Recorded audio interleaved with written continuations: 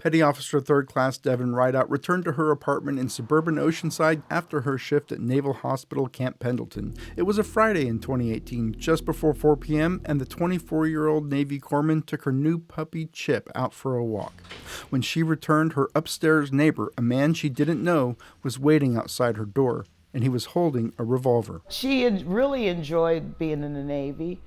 She enjoyed her job immensely. She loved helping people. Her mother, Leslie Woods, is devastated by the loss of her only child that day. She says they spoke on the phone every day, and Devin planned to become an occupational therapist after the Navy to work with veterans. I think she had 2 more years left from her reenlistment. And then she was going to transfer to a graduate school. The man who shot and killed Devin Rideout was a Marine deserter who'd been arrested in 2016. He was diagnosed as schizophrenic, suffering from delusions and hallucinations, found incompetent to face court-martial, and forced out of the service. The schizophrenia diagnosis should have landed the man, Eduardo Areola, on the National Instant Criminal Background Check System used to screen gun purchases.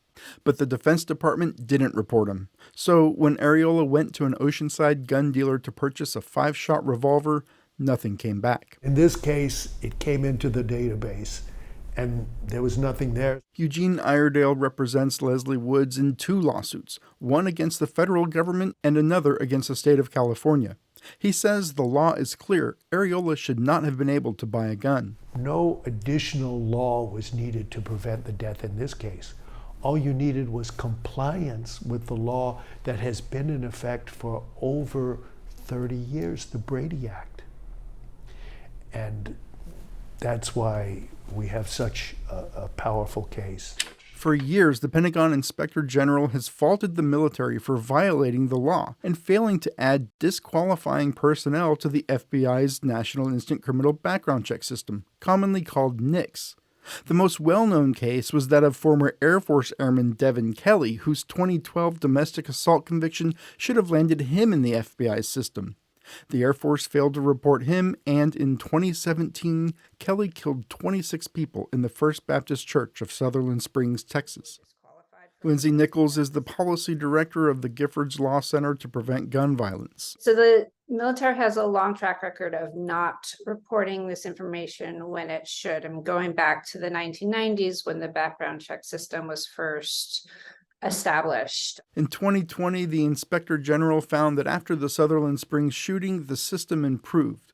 Previously, the services reported disqualifying criminal information to an internal Pentagon manpower component, but the information didn't always get to the FBI.